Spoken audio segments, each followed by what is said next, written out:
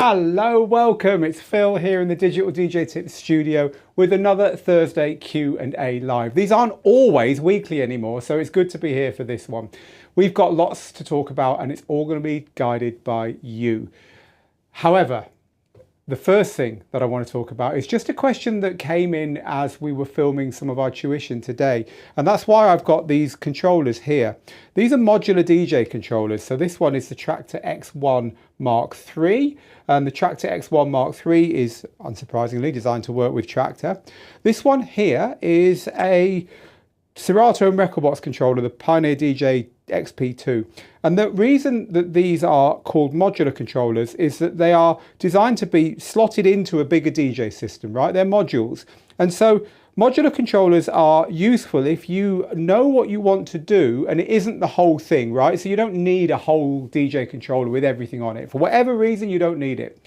Our own tutor, Laid Back Luke, is DJing at the moment with a controller that doesn't look much different to this. It's actually a reloop one with his phone propped up at the back. And he plugs into a mixer in a Pro DJ booth, and that's what he DJs from. A lot of Traktor DJs playing techno and tech house who don't really need turntables are using something like this, controlling Traktor. It's very easy to fit into a DJ booth like this, a DJ booth full of pro gear, and you can turn up with just a laptop and a little controller like that. It's much more than trying to lump in a big controller. It's much easier, right? And so modular controllers can be good if you know what you want to do. It's not full control over the software, it's just the things you need, and you know that maybe it's going to be a bit cramped where you're going to be DJing and you're going to need to squeeze in somewhere. It can be a very elegant and minimal way of DJing. This unit here, the XP2, this gives you control over all the software features that you don't get if you're just using turntables. So if you're DJing with DVS, let's say you've got control vinyl and you've got a normal mixer,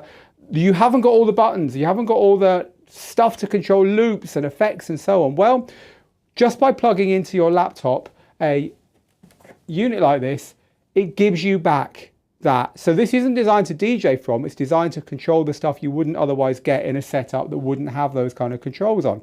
For instance, this is a Pro DJ setup, but even this hasn't got controls for your software's effects and so on. There's no pads on it, right? So the point I'm making here is that Pro DJs will look at this kind of gear and say, what can it do for me that adds to the system I've got? And the thing that people don't understand about this kind of gear is that usually these little controllers don't have the main thing that you need to DJ properly, which is an audio interface. So an audio interface gives you speakers and headphones, gives you the ability to control them both separately. Now, that every single DJ controller in the world has got that built in. This mixer here has got that built in. So people don't understand that if they try and set up a little DJ system with some of this modular gear you can get, it might not have an audio interface. So you do need to think about how you're going to get the audio configured when you're setting up a system like this. This stuff isn't for beginners. You can't learn to DJ, or you shouldn't learn to DJ by buying something like this and plugging it in and thinking, hey, cool, because you don't know what you don't know, right? These are for when you understand what a big DJ system does, but you want to boil it down to something smaller.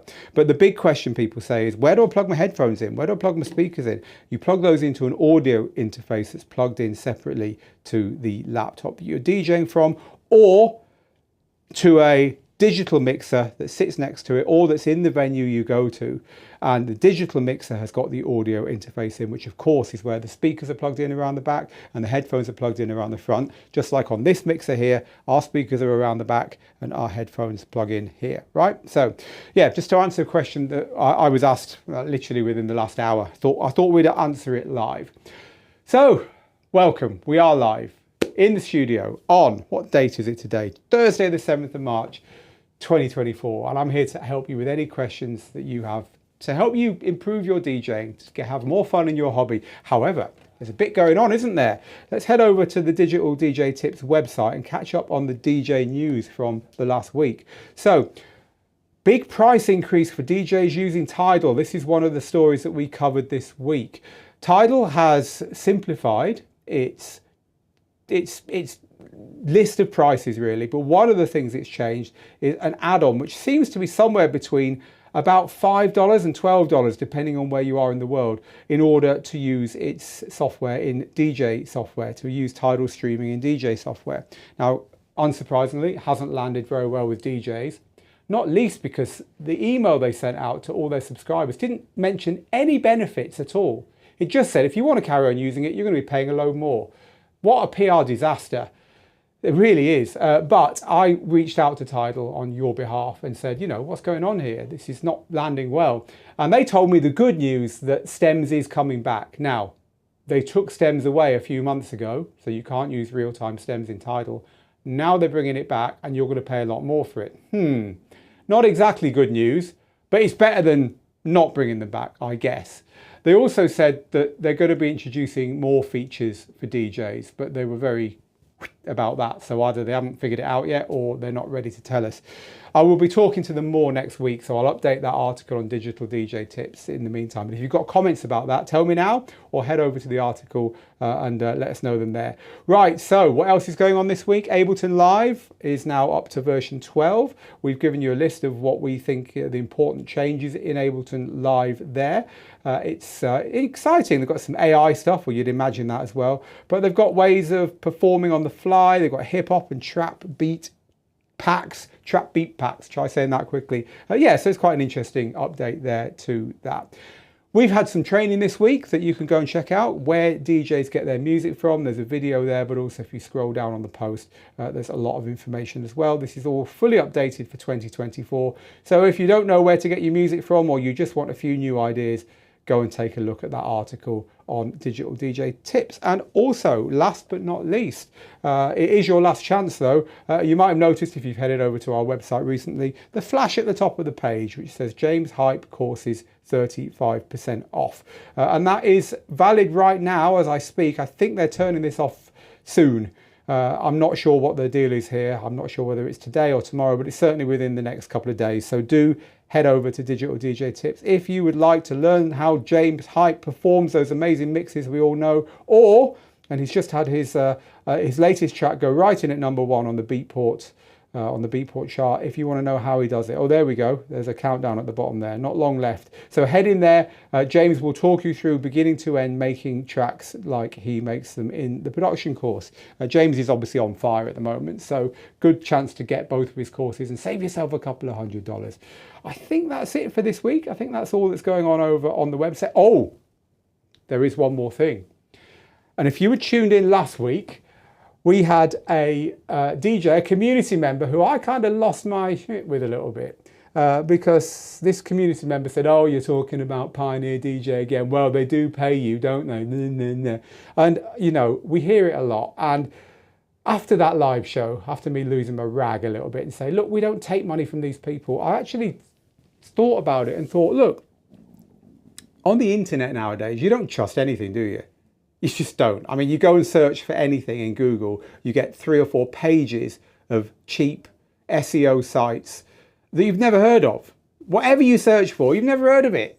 They are poor quality sites put together by people who are just trying to get you to click on Amazon links. And so I don't blame people for discovering our website and thinking, oh, I'm reading about gear, but how can I trust it? I bet they're being paid. I bet these links are just going to Amazon and all that. So what we thought we would do, and that's not true, by the way, we're a DJ school. We're paid for by you, by our students, 100%. And I thought it was about time we put that into words. So we put an article on Digital. So thank you. And I've had a chat with our community member who brought that up. We're friends. We never weren't. But it did bring into focus that we need to be clear about this stuff. So there's an article over on Digital DJ Tips called How Digital DJ Tips is Funded, an important update. And in this article, I explained that 5 years ago, we stopped taking any money for adverts from anyone in this industry or anywhere else. And also I've explained that we have in the last few weeks been removing all affiliate links from our site. So anything you click on our site will not earn us a penny. We've switched off monetization on our channels like YouTube. We're not earning a penny from anything we put on YouTube. And we're even removing all tracking cookies. Now, we don't care about tracking cookies and stuff like that, you know, that follow you around the internet and suddenly you see adverts for a pair of shoes that your wife or husband look for, or whatever. And we don't, you know, we're not into that stuff. It's not something we're doing. We've dabbled in the past, but we haven't done it for a long time. So, but there's a lot of that stuff that's crept onto our website. Like if you put an analytics package to tell you where people are going on the website, guess who runs it? Google. And they're tracking everything you do. We figured it all out. We don't like it. We're turning it all off. So our site is private. We're not getting paid for anything you click on. There's no adverts on there. Even if you go on our YouTube, we're not getting paid if you watch our videos. We are 100% funded by you. And it was about time we told you that. So it's all written up over on the website. And we're proud to be able to say that if it wasn't for you buying our DJ courses, we simply wouldn't be here, because every single penny that is used to pay our wonderful team, myself, Steve, Faye, Juanmi, Lauren and Ben, comes from you. So thank you. And if you're interested in the way Digital DJ Tips works and our ethics and the way we are striving to be unbiased, go and have a look at that article. Right, I think we're up to date, and that means that we can now talk about what you need help with this week. So let's head over to your live questions and see what you need. Right, so anyway, first let's start off with a few hellos. Let's say hello to Kesha and Don and Mixmaster John Roback. Hello to Chris in a sunny but cool London. Oh, I've got to tell you, this studio is like all good studios, like completely dark and no windows, and you know, it could be summer, it could be winter out there, whatever. I just went out to the bathroom before coming live today, and there's a big window out there. We're in a World Trade Center building here, so it's got many floors and big windows and stuff. It is really, really stormy and wet out there today. I only live 5 minutes away from here, but I'm not looking forward to my walk home. Hopefully it's stopped. Yeah, it's really, really throwing it down out there. It's not a warm, sunny day here in the Mediterranean, unusually. Anyway, DJ Ron in Memphis, what's up, Ron? Baynard, hello to you, who says, please, everyone, hit like, hit sub. Oh, thank you very much. Hello to Mixmaster G in the Netherlands. So the Rocker says, we got the long version of the theme tune today. Yeah, I like to mix it up sometimes. Right, here's our first question. So ask away. If you don't get your question answered this time, come back next time. All I would say is, oh, I've moved it. Where have I put it? Here we go. Only ask your question once, please. Please don't keep cut and pasting. As soon as I see your question twice, I'll just not answer it because you're clogging up my feed. I will try and answer as many as I can. Right, so Ian, do you know of a free way to convert a library one time? For example, Recordbox to Serato. No. So the best way of doing it, if you're a Mac user, is go to DJCU, DJ Conversion Utility. It's only like 20 bucks. Buy that, do it. And then you can do it a million times if you want, but it's just a one-off purchase. Or go to one of the other services like Lexicon DJ, and you can get pay for a 1 month subscription. And then do it, and then don't pay any more. But no, I don't know a free way of doing that. Chris said in your article showing all the different places to get music, there are a few sites I hadn't heard of, so thank you for that. So I'm glad to have helped there. So yeah, Mixmaster G is helping out there, who, not surprisingly, if you know who Mixmaster G is, I'm not going to go into it now, but thank you for helping out Ian with his DJCU question there. Did anyone get a Dear John email from Tidal? Yes, we all did, Brendan. So yeah, unwelcome news, definitely that one. Although if you own Bitcoin, then Tidal putting its prices up a bit ain't going to worry you today, because have you seen what's happened to Bitcoin in the last week? Wow. Anyway, another thing entirely. Right, so Beatrice is in Belgium, says it's sunny there as well. So You Don't Like My Music says, I finished making 24 tracks in the last week. Some are better than others. I'm not surprised some are better than others. That's some going that. I'm a machine. Well done, DJ producer. You Don't Like My Music. I'm sure we will like your music, even though you've managed to do 3.5 tracks a day. Amazing. What's the best site to live stream music these days, says DJ Ron. So I guess you mean to live stream music to. Still Twitch. Mixcloud is totally legal, but you'll struggle to find an audience there. So I'd say Twitch is probably the best way. The Ruckus says, what are those CDJ 3000s suspended on? They're suspended on stands from a company called DJ Stands. We've been trying to get hold of these for ages. This is their name that I'm pointing at kind of down here. We've been trying to get hold of these for ages so we can have a permanent setup of our turntables and our CDJs and our laptop and so on over here in this setup. And yeah, we finally got them. They're awesome. They involve you having a table first, right? So this is on top of our UDG table. But if you've got a DJ table and you just want to get your decks and your CDJs all set up like this, yeah, they're amazing. They're from a company in the UK called DJ Stands. And in fact, if you head over to Digital DJ Tips and go to the reviews section of the website, they are going to be one of the top reviews there because we only reviewed them a week or two ago. There you go, DJ Stands modular gear. There's a video there. I show you me setting them up and stuff as well. They're great. We love them. And as I say, we've been trying to get them for ages. They couldn't mail to outside of the United Kingdom until recently, but they figured out a way. So yeah, we got them down here in Gibraltar. I'm very pleased we are too with those. Right, so let's move on. What else do you need help with, people? This is from Alexander, who says, hi Phil, I spin vinyl only. I often play with MKs where the needle skips back even when I adjust the weight and the anti-skating. Any idea what that can be? So you mean you play with Technics Mark II or Techniques Mark IIs. So put a penny on the head shell, basically. That's what people have always done. Little weight on the head shell, penny, bit of blue tack, and that should sort it out. They just jump, they just do. It could be vibrations, could be bass, could be anything. But that's the way to do it. Or reverse, so this is another old trick. This is, I can't zoom in any further, I'm afraid, on here, so you're going to have to squint. But reverse the weight, so the counterbalance here, this weight here balances what's going on here.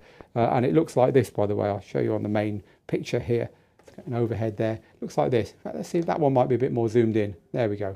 It looks like this, right? This weight screws on the back. The tone arm goes in there, and the needle is kind of here. And it screws in like this, and it balances the weight on the tone arm. But you can put this on backwards like that. And this is another old trick, because if you put it on backwards, then it allows you to get more weight onto the needle than otherwise. So that could be another way of doing it. I'm going to put it back the other way now. All of these things are not good news for your vinyl, by the way, but look, you've got to find the way that works best for you when you're setting these things up. That's what we used to do back in the day anyway. So maybe that's helpful. What's the best site or platform, says Beatrice on YouTube, to sell your DJ set? Mixcloud. Mixcloud, you can legally charge people to, it's not quite selling the set, they're not downloading it or anything, but they can subscribe to your channel and you can give them exclusives and stuff. So Mixcloud is the best place for that. Phil says, I think you've got, like you personally, have got tidal backpedaling. There's no coincidence that those features for DJs aren't known and are coming in the future. Well, I asked Tidal straight away and they said, well, as a good partner, you can tell them that they're going to get their stems back. And I was like, well, why didn't you tell them that? I don't pretend to understand how companies work. Right, so Gav says, I own an XP2 and it's the best thing I ever bought. Gav says, I have it MIDI mapped, it does everything, tempo, nudge, cue play, etc. Everything you need, but without jog wheels. And I've wondered, but I've never tried it with just a mixer, laptop and nothing else. Oh, thanks, I'm glad you enjoy that. Yeah, we love it. It's a great little add-on controller, that one. The thing with this modular gear is that it's good if you know what you want it to do. But otherwise, you're best off learning on something that's a little bit more universal, I would say. Right, so if Tidal include a music download feature to DJ software, it will definitely be more worthwhile. Yeah, so you can download and cache your music offline. I agree with you there.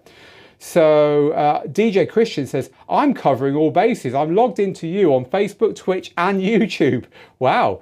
Well, I don't think we're going to be going down. It's quite reliable. So I think one would probably do, but hey, thank you. Erin says, I just got the Prime 4 Plus. So many bells and whistles, I'm still learning. Oh yeah, there's a lot to learn there. We've got a free video on YouTube on the Prime 4, by the way. So let me show you about this. If you head over to, in fact, I won't show you. But look, just head to YouTube, search for Prime 4 training tutorial, and it will be the top search results, about 2 hours long. So that will help you to get to grips with your Prime 4. So this is from Mike, who says, I need some advice. I like, you ready? Techno, trance, hardstyle, tech house. What's the best way to create a 60-minute mix using all these genres? Right, so I guess you're asking for ideas, and I guess you feel like you're going to struggle to mix them all together and make something coherent. Honestly, what I would recommend you do is go to a piece of software that we've been absolutely loving. And this answers another question. How's it all going on with the AI craze and DJing? And that's something that someone else I just saw in the chat there was asking. go and have a look at this piece of software here. We haven't reviewed it yet, but it's absolutely awesome. It's called DJ Studio, and I can't begin to explain everything it does because I've never seen a piece of DJ software developed so quickly. They must have 20 people working on this. But DJ Studio essentially will create mixtapes for you automatically. You pile in all the tunes that you want, and once it's had a look at them, it will create you a mix. It will suggest a mix. It will find harmonic mixes. It will find changes in BPM. It will basically put it together for you, and then you can go in and tweak it. You can change it. You say, I don't like that one. I don't like that order. You can change stuff. It is a incredible piece of software. And if you are learning about mixing, if you don't think your technical skills are brilliant, oh, hey, look, there's a quote from me there. If you don't think your technical skills are brilliant, if you want to try and shoehorn together a load of music that is quite hard to mix together, this can give you so many ideas and get you started. I think it's an awesome piece of software, and I'm happy to recommend it. Hence, you just saw my face there recommending it. I think the people making this are brilliant. And now that you know how we are funded, you know that I mean that, and that we're not getting any money from these people. We're not getting anything from them. We just like it. So I'm looking forward to reviewing this. But yeah, have a look at DJ Studio. I'm not sure if they've got any free. Oh, there, I can see it now. Free for 14 days. Download it. Have a look at it. It's a great way of, especially for beginners, to get some results that they can then tweak. And it does all kinds of stuff. I can't even begin to tell you. But yeah, we love DJ Studio. Right, so yeah, have a look at that. This is from John. What new courses shall we expect from Digital DJ Tips this year? You ask a good question, John, and I'm going to give you a good answer. So the whole company now is working flat out on the second version of two very important things. This book and the complete DJ course. The complete DJ course is our flagship course. That's why when you go to the website, you see it right at the top there. The complete DJ course is the course you should go for if you want to learn how to DJ, basically, because it's the 5-step formula that we talk about in the book put into a course. So that's why it's right at the top of the website there, or here anyway. It's the first thing we want you to click on, because this has helped tens of thousands of DJs to learn how to DJ. However, the course was made in 2019, I think, or 2020. The book, which the course is based on, was made in 2016. So DJ years are like dog years, right? So it's 7 years to every year. So that means that this is middle-aged now, this book. It needs an update, right? So I have got the whole team, all 6 of us, working flat out on those two things. The new version of the book and the new version of the course. And they will both be with you before the summer. So that is what we're working on for the first half of the year. And actually, I think on my desktop here, I might even have the new cover, the new book cover. I can see it. I will open it and show it to you. No one else in the world has seen this apart from our team. This is the updated cover to our book. It's going to be nice and pink this time. And it's got a picture of me with a beard on the back because I grew a beard shortly after the first edition was out. The book has been really updated quite a lot, so it's got lots more information in about things like live streaming, new advice on how to make mixtapes and how to organize your library based on new stuff like cloud and so on. It's got all the software and hardware updates. So the book has had a lot of work on it, but the course, this is being, unlike the book, which has been revised, the course is being done from ground up. Every single lesson is brand new in the course. And that's what I've been doing today. It's what I've been doing this week. It's what I've been doing this month. It's what I've been doing since January, and it's what I will be doing until June. It's all planned out. It just needs to be made now. Today, we've been talking about DJ gear in the lesson I've made, and we've been talking about all the different ways you can DJ, like controllers and standalone and DVS and modular controllers. In fact, that's why they were out. So that's what we're doing in the first half of the year. Everyone who already owns the complete DJ course will simply get it for free because, hey, that's the way we roll here at Digital DJ Tips. Everyone who buys our complete DJ course now, which by the way has been kept up to date, so it's still a great course, will also get it for free. But then everyone who buys it from June onwards will get the new version.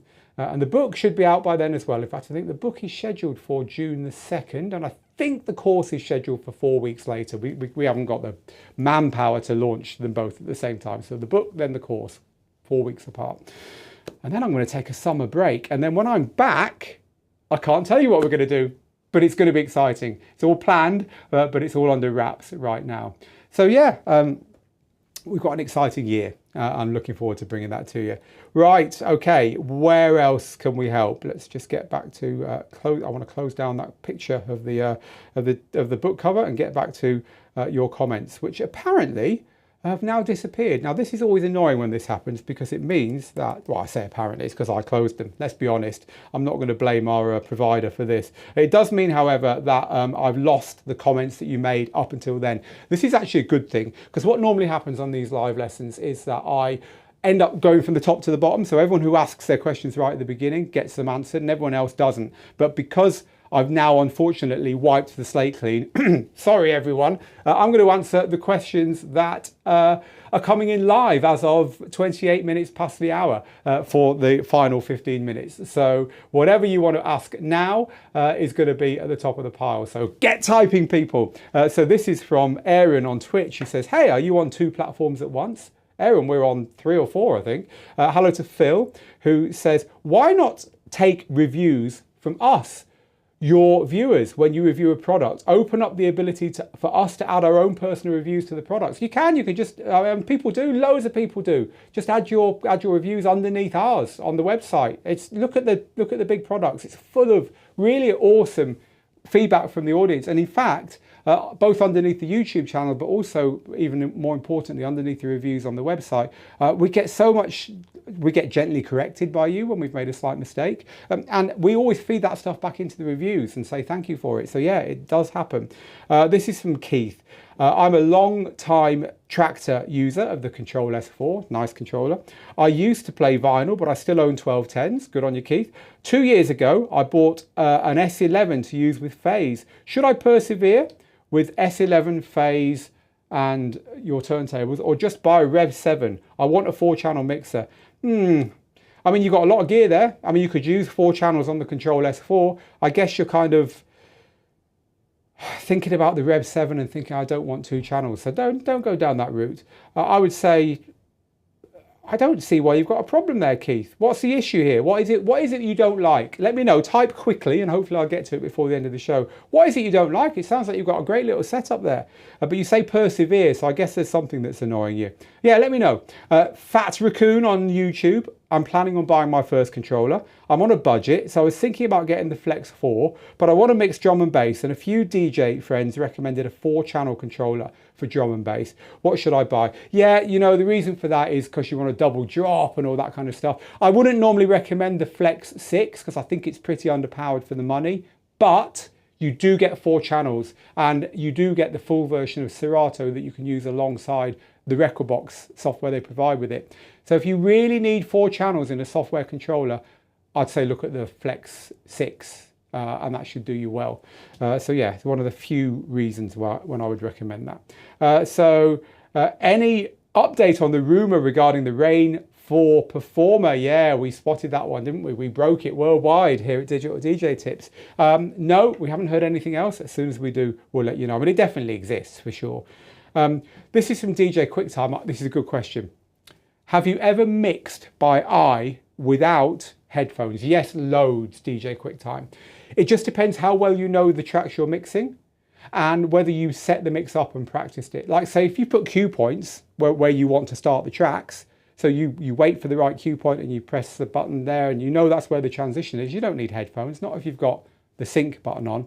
Headphones become useful when you're DJing and you're choosing what to play every mix. Like every track, you're like, what do I want to play next? What are they going to want next? Then, of course, queuing up the track, because you might go like this and listen to it and go, they are the wrong way around, I do know that. Someone always says, you might go like this and listen. Nah, I don't want to play that one. Quickly load something else and have another listen. Flick between the two. Yeah, that's the one. Now, where am I going to play it? So now you find where you're going to play it. You need the headphones for that stuff. But if you've practiced the transitions and you're like going through the motions, you're executing something you've practiced, like for a mixtape, or you're practicing a live stream set where you've already decided the tracks, you don't need the headphones. Look at DJ Angelo, our tutor. Angelo is a routine DJ, as in, I don't mean he's just a normal DJ with nothing special about him. I mean, he practices DJ routines, and when he knows the routine, he executes it, he does it. He doesn't need his headphones. The whole thing's become muscle memory. So it just depends. But I would say the longer the set, the more likely you are to need headphones. But look, nowadays with the waveforms on DJ software and so on, they are becoming less important. It is true. Damon says, how come you did not see Denon's media players, CDJs and so on, in clubs, especially motorized platters for people who use 1200s? We've got them down here, the Denon units. Here's one of them. So when Denon launched this stuff, they said, hashtag change your rider. And a rider is what a DJ or an artist asks for in order to play at a venue, right? That's what a rider is, if you didn't know that. And they said, change your rider. In other words, ask for Denon gear, don't ask for Pioneer DJ gear when you turn up at a venue. They were very bold there. They wanted to become the new industry standard. And it didn't work. I mean, it didn't work. They certainly found a niche among DJs who want the all-in-one units, the Prime 4 and the Prime 4 Plus being the flagship ones, but also the smaller Numark units. I'm a massive fan of this. I think this is an absolutely brilliant DJ controller, or rather standalone unit. It's just amazing. I taught my 10-year-old to DJ on this. She loved it. So I think the reason we don't see them is that the standalone stuff didn't really find an audience because DJs didn't want to change. They were quite happy with this stuff. And if you're answering a question no one's asking, it's hard to find a niche. Yes, the Denon stuff can do more. Yes, the Denon stuff is better value for money. But look, DJs aren't buying this. They just expect it to be in the DJ booth. And they don't want a lot of the features that were added to the Denon DJ stuff. And so, yeah, I think that's why. I think people just, pro DJs know what they know and there wasn't a market for it. However, an incredible system. And so it's found its niche in the big standalone gear, I think, and that's kind of where they're putting. I'm guessing that's where they're putting their efforts now.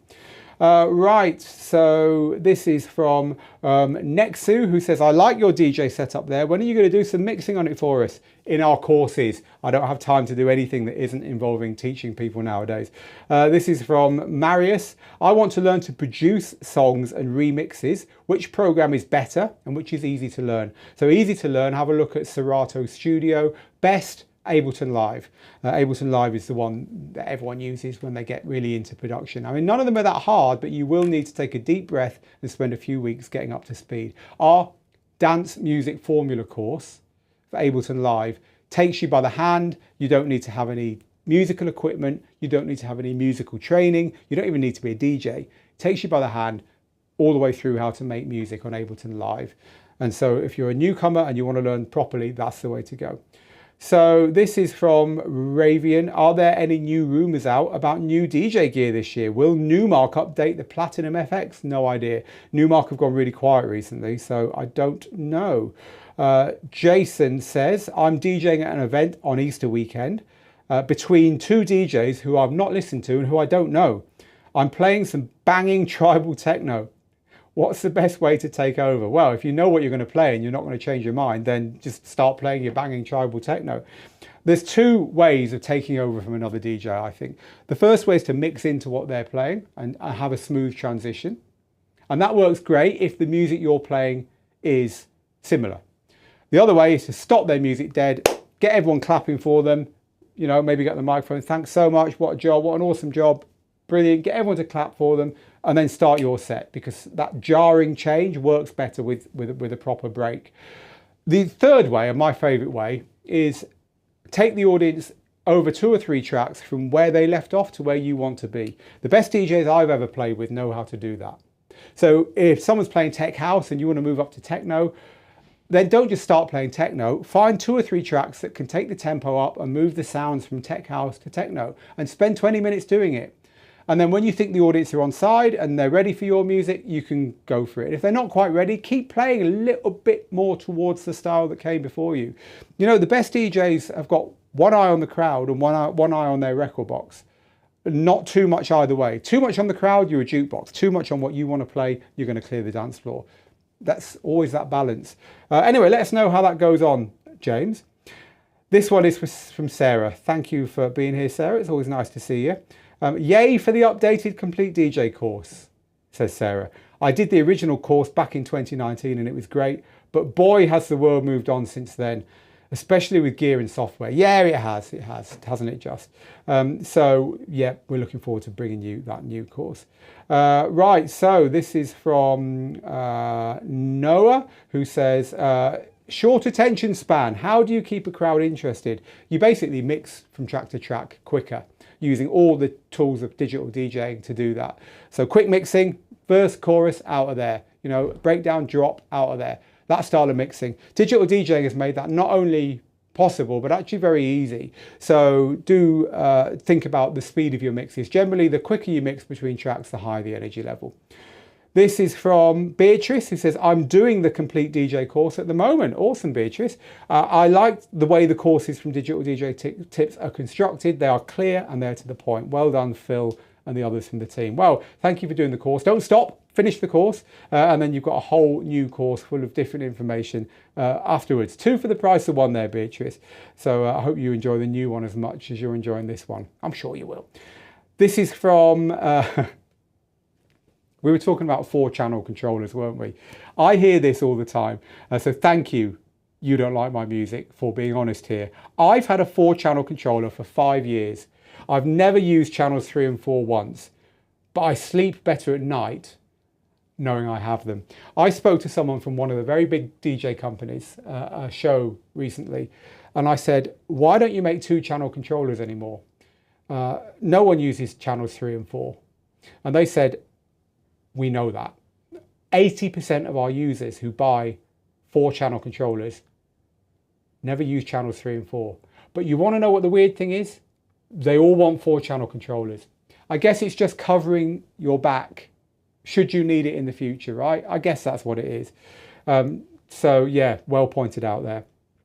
So this is from Blue Minstrel, who says, just so you know, I have never paid anything on Digital DJ Tips. I don't have a job, but I have learned so much by just following your YouTube channel and just reading your site. Thank you. Look, that's how it works. We know that 5% of people who come to our website and sign up for our mailing list, 5% of people buy stuff with us. We're cool with that. Not everyone can afford to buy stuff. We know that. Not everyone needs to. We know that. But what we do also know is that if you get to the point in your life where you can afford a course, or we put out a course that really talks to you, or you just think it's time to buy some training to accelerate your DJing, because trust me, you can learn in 5 weeks what it would take you 5 years to learn with one of our courses. That's why they're there. We want you to not spend the time we took figuring it out. We want you to spend the time that you could take, 5 weeks and not 5 years, right? That's what it's all about. But we know 95% of people are never going to do that. That's why we have a team of people helping you on YouTube and on our Facebook page and inside our website. Whether you buy or not, you will notice that pretty much everyone gets a response from us, as long as they're polite and they ask something sensible, of course. So thank you, and we're glad we helped you. And when the time's right, come to us. But if not, you're just as welcome. This is from Offside Logic. Great question here. Thank you for this one. And it's going to be one of our last 2 or 3 questions today. Who says, how important really is key mixing, harmonic mixing? I've recently gone back to how I started in 1989, just playing what I want without thinking about what key it's in, etc. It's worked well with the audience. Yeah, honestly, you're right there. We're with you. We always say that musical key, in other words, knowing if 2 tracks are in a similar key that will work together when you mix them, is a tool, not a rule. Because the mistake people make is they go through their collection and they try and make a whole mix where everything is musically in key. And look, I'm going to let you into a secret. It's boring. It's boring for 2 reasons. 1, people like key changes. It's like a reset button. It's like a, whoa, let's do something different now. People like it. Number 2, if you're trying to pick tracks in the same or a similar key, you are not thinking about what they want to hear next. You're not, because you can't think about both. If you say, what is the perfect song to play next for the audience I've got in front of me right now, that should always be your first consideration. And I agree with you there 100%, Offside Logic. But here's the thing.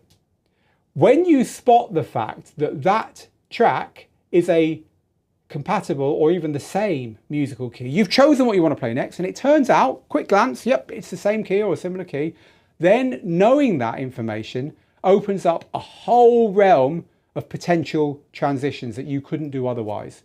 And the more tools we get in DJing, the more fun those transitions can be. Looping, stems where we can turn off everything apart from the vocal or the bass line or whatever, and cue points. All of this stuff means that we can perform transitions that sound more like live remixes when we spot those opportunities. And a step further, and I recommend that you go after this live show and type this into our website and find the article. If you use our method of key mixing, which is called fuzzy key mixing, then you can mix any tune in, any tune you pick in to the one that's currently playing in a compatible musical key. Our system's awesome. It's unbelievable. So no longer do you have to choose the right song to play next or something in a key that will work. Now you can do both, which solves the problem of not playing what you know you ought to play next because it's not in the same key. Not only do you not need it to be in the same key, you really don't, but if you really want it to be, because you want to do a great transition, there's ways of doing it now. So do go take a look at that. But yeah, I agree with you totally. Look, if I had to boil DJing down to one sentence, it is playing the right song for the people in front of you right now. That should trump everything. So you're right, Offside Logic, and it's why your audiences are loving what you're doing. So yeah, well done for pointing that out. It's good to cover that one. This is from Cartel on Facebook. Hello, Cartel. It says, hi Phil, I'm in Toronto. I bought a Rev 7.